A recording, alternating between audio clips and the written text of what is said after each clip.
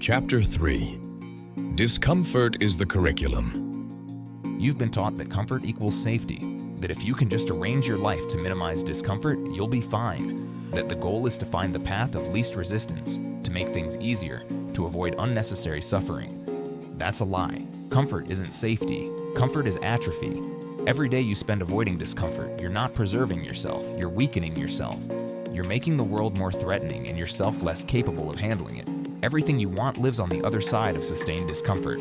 Not momentary pain, not a single hard workout or one difficult conversation. Sustained discomfort, the kind that doesn't end after a day or a week, the kind that becomes your reality for months. That's where transformation lives. Most people can endure a single hard day. They can push through when there's a deadline, a crisis, an emergency. They can summon intensity when it's dramatic, when there's an audience, when the stakes are obvious. But they collapse under the weight of consecutive difficult weeks. Because mental toughness isn't built in crisis. Crisis is actually easy. Crisis gives you adrenaline, focus, clarity. Crisis makes the choice obvious. You rise to the occasion because there's no other option. Real toughness is built in the boring, repetitive grind of doing what's required when no one is watching and nothing feels urgent. It's built on Tuesday morning when you're tired and the alarm goes off at 5. It's built when you're 3 weeks into the diet and the results aren't visible yet. It's built when you're 6 months into the business and revenue is flat, and you still have to show up and execute. That's the curriculum, the sustained, unglamorous discomfort that has no finish line in sight. And most people quit, not because they can't handle hard. They can handle hard when it's temporary. They quit because they can't handle boring hard, repetitive hard, hard that doesn't come with applause or visible progress or any evidence that it's working.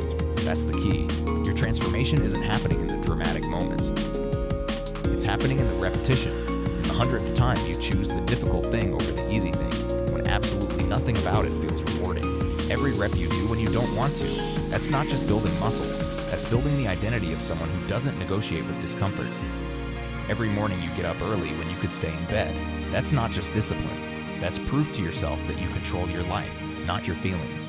This is what most people don't understand. Discomfort is not the obstacle. Discomfort is the curriculum. It's the teacher, the trainer, the mechanism through which you become capable. You don't grow in comfort. You can't. Growth requires stress, resistance, challenge. It requires you to operate at the edge of your current capability, which by definition is uncomfortable. So when you avoid discomfort, you're not avoiding something unnecessary. You're avoiding the only thing that can change you. And here's what happens when you do that. Your comfort zone shrinks. Every day you stay inside it, it gets smaller. Every time you choose the easy path, the comfortable option, the thing that doesn't require you to stretch, your capacity decreases. Your tolerance for difficulty atrophies. Your resilience weakens. Avoiding discomfort doesn't keep you safe. It makes you fragile. Think about it. The person who always takes the elevator becomes winded by stairs. The person who always orders delivery loses the ability to cook. The person who always avoids conflict becomes terrified of simple disagreements. This is how it works. The longer you defer challenge, the more threatening normal adversity becomes. Small obstacles start feeling insurmountable. A difficult conversation feels like a crisis. A busy work week feels overwhelming. A minor setback feels catastrophic. Because you've lost the capacity to handle normal amounts of difficulty. Your resilience has atrophied completely. And you did this to yourself, not by experiencing trauma, not because life was too hard, but because you made it too easy. You optimized for comfort so aggressively that you eliminated the very friction that keeps you capable. You have a choice. You can continue down this path. You can keep avoiding discomfort, choosing convenience, taking the easy route. You can keep shrinking your capacity until normal life feels difficult, and difficult things feel impossible. Or you can reverse the process. You can start expanding your comfort zone by deliberately living at the edge of it. The protocol trains you to seek discomfort as data, not danger. This is critical. Discomfort is information. It's feedback from your nervous system about what's unfamiliar, what's challenging, what requires growth. It is not a warning that you're in actual danger. It's a signal that you're in the learning zone. But you've been treating it like danger. You've been responding to discomfort the same way you'd respond to a threat. Avoid it, escape it, eliminate it as quickly as possible. That response made sense when discomfort meant predators. It doesn't make sense when discomfort means growth. Starting now, you deliberately choose one uncomfortable task every single day. Not random suffering, not pointless pain, strategic discomfort. The kind that recalibrates your nervous system and expands your capacity. The cold shower, the difficult conversation, the early morning training, the task you've been avoiding because it makes you anxious, the workout that takes you to failure, the project that feels beyond your current skill level.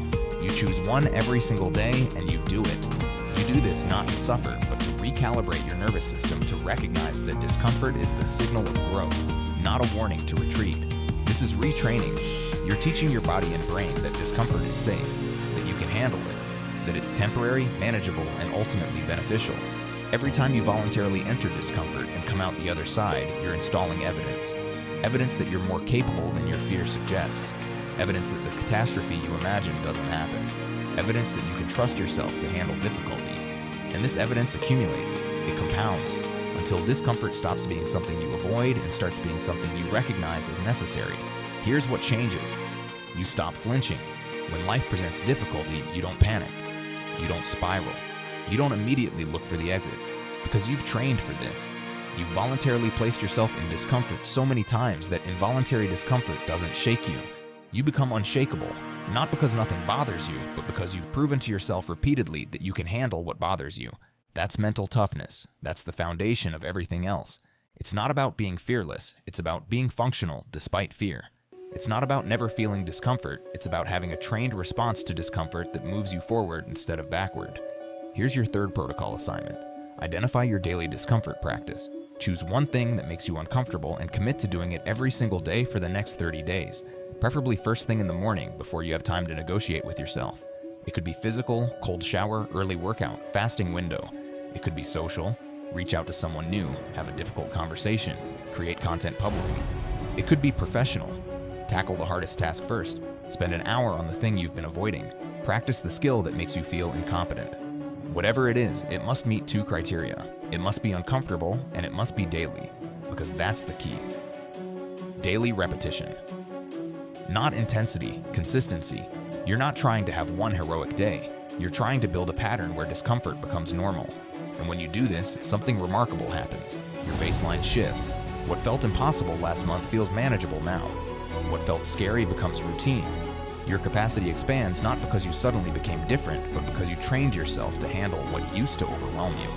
This is how you become the person who doesn't quit, who doesn't collapse when things get hard, who doesn't need perfect conditions to execute. You build tolerance for discomfort, and that tolerance becomes your greatest asset. Because here's the reality. Everything meaningful in life requires sustained discomfort. Building a business, transforming your health, creating art, raising children, mastering a skill.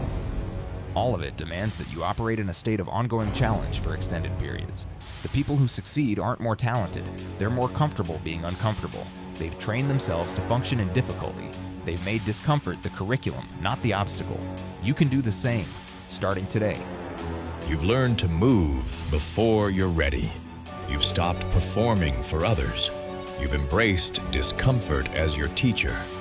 But there's something you're giving away every single day without realizing it, and it's determining who you become.